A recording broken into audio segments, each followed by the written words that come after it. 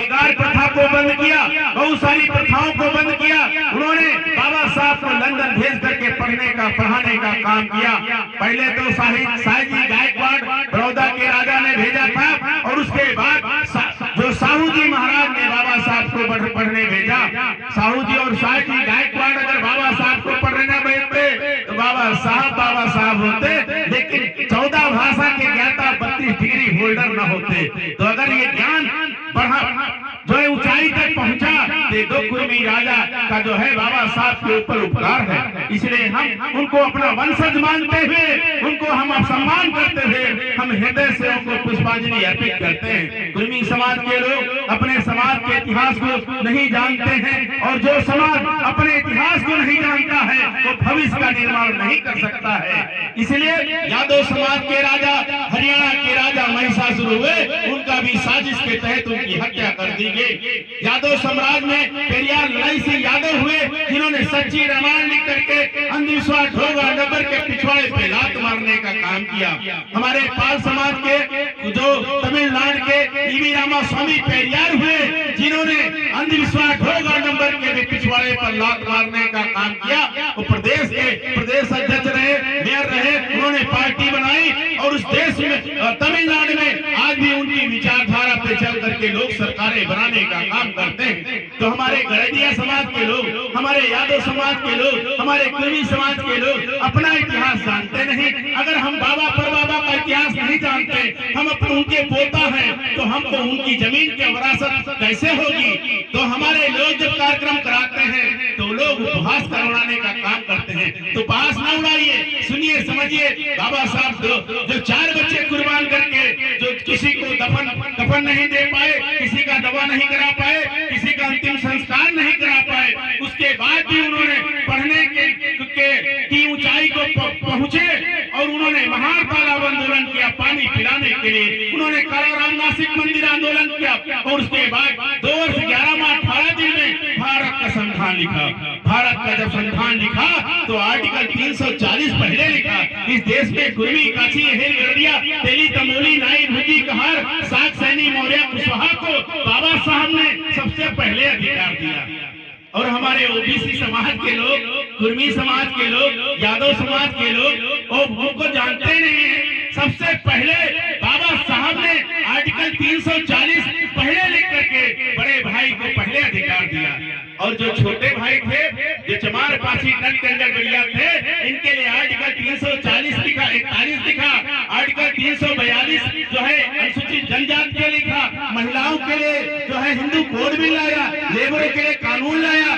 इस देश में रिजर्व बैंक की स्थापना बाबा साहब ने किया। इस देश में जो है प्रॉब्लम्स ऑफ रूपी किताब लिख करके पूरी दुनिया में आविष्कारी, चमत्कारी जो है काम करने का काम किया। बाबा साहब इस देश में न होते, बाबा साहब इस देश में न होते तो महिलाओं को इतना अधिकार न मिलता, कुर्मी समाज को इतना अधिकार नहीं मिलता, शिक्षा के दरवाजे न खुलते, तो क्या नारायण जैसे लोग राष्ट्रपति न होते, क्या नारायण जैसे लोग राष्ट्रपति हुए, लेकिन मंदिर में गए तो बाहर से बैठ के पूजा कराई गई। उन्होंने पहले तो पूजा कराने को तैयार नहीं थे, लेकिन उन्होंने पैरामेट्री लगा करके पुजारी को पिछवाड़े पे लात मारा, तब जाके पूजा करने को पाया।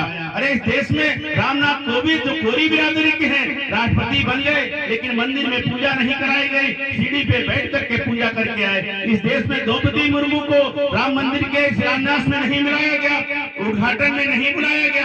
इस देश में अनुसूचित जाति, अनुसूचित जनजाति और कुर्मी यादव के साथ हमेशा अत्याचार होता था, आज होता है और आगे होता रहेगा, क्योंकि आप सोए हुए लोग हैं, सोए हुए लोग, और अपने अधिकार को खोए हुए लोग अपना मान सम्मान कभी नहीं पैदा कर सकते, बना सकते। इसलिए ये मुट्ठी है, ये मुट्ठी में आप लोगों को इकट्ठा होना पड़ेगा। इकट्ठा होंगे तो मुट्ठा बनेगा, और मुट्ठा बनने के बाद किसी के जाबड़े पे मार देंगे तो उसका दांत टूट जाएगा, लेकिन बिखरेंगे तो आपका कुछ नहीं होगा। इसलिए इस देश में 3000 लोगों को जो है 314 लोगों के सरकार ने डीएम बनाने से रोक दिया। उसमें ओबीसी समाज के लोग थे, 11000 लोगों को डॉक्टर बनने से रोक दिया, 28000 लोगों को जो 69,000 शिक्षक भर्ती घोटाला करके 17,000 लोगों को मास्टर बनने से रोक दिया।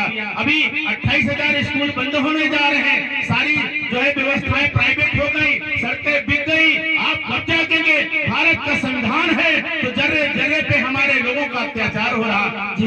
संविधान नहीं रहेगा तो क्या होगा, इसको कल्पना आप नहीं कर सकते हैं। हमारे लोगों ने मान सम्मान की लड़ाई लड़ने के लिए भीमा कोरे नदी के किनारे 12 घंटा युद्ध लड़ करके बाजीराव पेशवा को हराने का काम किया और कुर्मी राजा शिवाजी और सामाजी का बदला लेने के लिए उनका राज जो है घराना फूंकने का काम किया। हमारे लोग तो हमेशा आपके मान सम्मान के लिए खड़े होते थे, कल आज भी खड़े होते हैं, आपके खेतों में खेती करके आपको आगे बढ़ाने का काम करते हैं।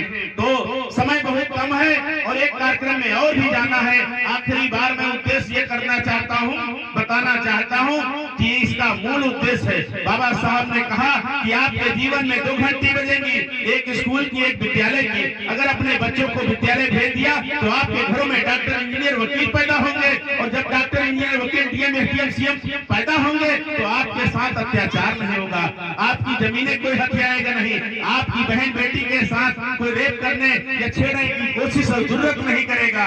और जब आप मंदिर की तरफ अपने बच्चों को भेजेंगे तो मजदूर पैदा होंगे, बेरोजगार पैदा होंगे और बासी और ताजी रोटी बांध करके लेबर मंडी में जाकर के 200 से 500 रुपए में अपने शरीर और हुनर को बेचने का काम करेंगे। तो बाबा साहब ने आपका स्कूल का रास्ता दिया है और आपका मंदिर का रास्ता नहीं दिया है। बाबा साहब ने कहा शिक्षा ही सारी समस्याओं की मास्टर चाबी है। हमारे लोग चौराहे पर चाय की दुकान खोलते हैं, कोई चाय पीने को तैयार नहीं है, जो है खाने का भोजनालय खोलते हैं तो खाना खाने को तैयार नहीं है। हमारे पास जमीनें नहीं है तो केवल है आपके पास